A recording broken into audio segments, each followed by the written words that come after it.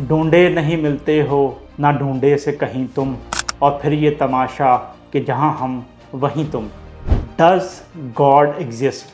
ये डिबेट काफ़ी दिनों से जो है वो सोशल मीडिया की तवज्जो का मरकज़ बनी हुई है। इस डिबेट में जीता कौन हारा कौन, इसका फ़ैसला तो देखने सुनने वाले इंसान खुद ही कर लेंगे। लेकिन मैं जिस बात की तरफ आज की इस वीडियो में आपकी तवज्जो दिलवाना चाहता हूँ वो इंसानी जहन है। इंसानी जहन एक बहुत ही कमाल की चीज़ है।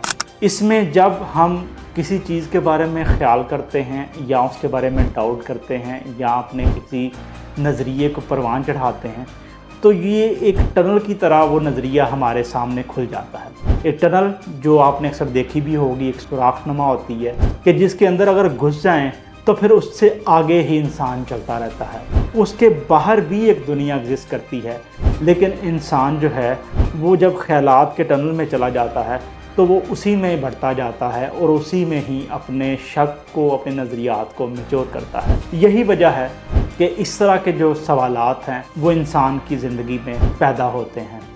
इस चीज़ की एक और भी मिसाल ये है कि ये जो ख़यालात इंसान के जहन में आते हैं और जब इंसान उन बंद गलियों में, उन टनल्स में चला जाता है तो फिर बाहर वाले इंसानों को ये लगता है कि शायद ये कोई बेवकूफ़ इंसान है कि जो एक ही नज़रिए पे अजीब अजीब सी बात करता है, अजीब अजीब कमेंट करता है।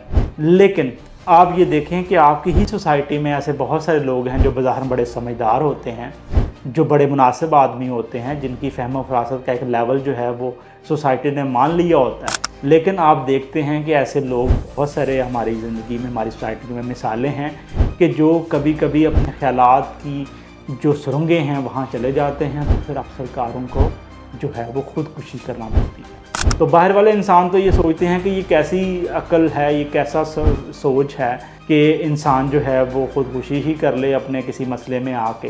लेकिन वो इंसान असल में वो इन ख़यालात के एक टनल में चला जाता है। ऐसे में जो चीज़ इंसान को इस चीज़ों से बाहर निकाल सकती है, ये सिर्फ ख़ुदकुशी के कॉन्सेप्ट में नहीं, ये हर उस शक, हर उस ख़याल, हर उस नज़रिए की शक्ल में हैं कि जिनमें इंसान आगे बढ़ता ही जाता है और उसी में अपनी जो अक्ल है उसको मैच्योर कर लेता है।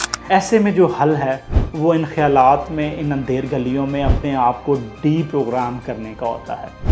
डी प्रोग्राम करने से मेरी मुराद ये है कि इंसान जो है वो रुके और इस बात पे गौर करे कि वो क्या सोच रहा है, क्यों सोच रहा है और बाकी जो लोग सोच रहे हैं वो क्यों डिफरेंट सोच रहे हैं। तो तब ही एक इंसान जो है वो डी प्रोग्रामिंग के जो है वो इस फंक्शन में आकर इन टनल से बाहर निकल के कुछ और भी पर्सपेक्टिव देख सकता है। मैं क्योंकि खुदा का मानने वाला हूँ और मैं एक ईमान रखने वाला इंसान हूँ, लिहाजा मुझे तो इस सवाल से कोई कंसर्न ही नहीं है कि डज़ गॉड एग्जिस्ट। मैं तो हर अक़ली दलील से, हर किताबी दलील से, हर अमली चीज़ से और दुनिया की निशानियों से मैं तो इस चीज़ को विटनेस करता हूँ कि खुदा और अल्लाह मौजूद है जो कि सारे सिस्टम को चला रहा है। और इस बारे में मेरे पास बहुत सारी दलील जो है वो अपनी अक्ल के लिए मौजूद है। लेकिन फिर भी ऐसे सवाल पैदा हो जाना, तो ये मैं इस चीज़ को जो मैंने बात कही कि ये इंसानी अक्ल का खासा है कि वो बंद गलियों में चली जाती है और उसको डी प्रोग्राम करने की ज़रूरत होती है। इस डिबेट में जीतता कौन है, हारता कौन है, इस बात को तो हम यहीं छोड़ देते हैं। लेकिन इस डिबेट्स में से जो मैंने सीखा और जिस चीज़ की तरफ मेरा ख्याल चला गया वो ये था कि दुनिया जो है वो खुदा के होने ना होने पे जो है वो दलीलें मांग रही है और एक हम हैं कि हम अपने फ़िरक़ों के सही और अच्छे होने में दलीलें मांग रहे हैं। तो ये जहाँ जो है वो सवाल गलत है, वहाँ कहीं ना कहीं ये भी हमारी अक्ल का ही खासा है, हमारी सोच का ही खासा है कि हम बहुत सारी मुख्तलिफ़ चीज़ों में उलझ गए हैं और अपने आप को डिफरेंट चीज़ों में तफ़रक़े में डाल दिया है। हालांकि हमारे पास मरकज़ मौजूद है।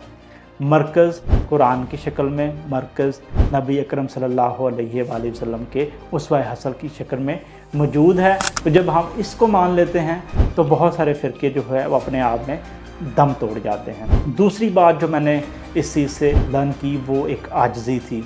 आजिज़ी इस तरह के एक इंसान कैसी मखलूक है कि एक इस कायनात में उसके ना होने से कोई ख़ास फ़र्क ही नहीं पड़ता। इतनी वो छोटी है, इतनी वो मतलब साइज़ में, अपने होने में اتنا کوئی جو ہے وہ اگنوریبل چیز ہے، پھر بھی یہ انسان جو ہے وہ ساری دنیا کو اپنے آپ کو منوانے پہ تلا ہوا ہے، اور اگر کوئی انسان اس کے اختلافات کر لے اس کے نظریات سے تو اسے برا لگ جاتا ہے۔ اور ایک اللہ کی ذات ہے کہ ساری دنیا کی خالق ہونے کے بعد بھی جو ہے وہ ساری دنیا پھر بھی اس کو نہیں مان رہی۔ تو یہ ایک عقل کے لیے سوچیں ہیں کہ ایک انسان جو ہے اس میں سے جو ہے وہ کچھ سبق سیکھے۔ وہ میں اس چیز سے جو ہے وہ عاجزی کا سبق سیکھتا ہوں کہ ہم انسان اگر کچھ اپنے نظریات پیش کریں اور دو چار لوگ اس کا اختلاف کریں تو ہمیں برا نہیں مان لینا چاہیے۔ پوری دنیا تو اللہ کو اور خدا کو بھی نہیں مانتی۔ اس ساری ڈیبیٹ میں جو میں چیز نکال سکتا ہوں وہ یہ ہے کہ ہمیں جو ہے وہ اپنے فرقوں میں کم جانا ہے، ہمیں اپنے مرکز کو تھامنا ہے، اور ہمیں اپنے آپ میں عاجزی پیدا کرنی ہے۔ اس کے علاوہ میرے نزدیک اس ڈیبیٹ میں سے کچھ بھی نہیں نکلا۔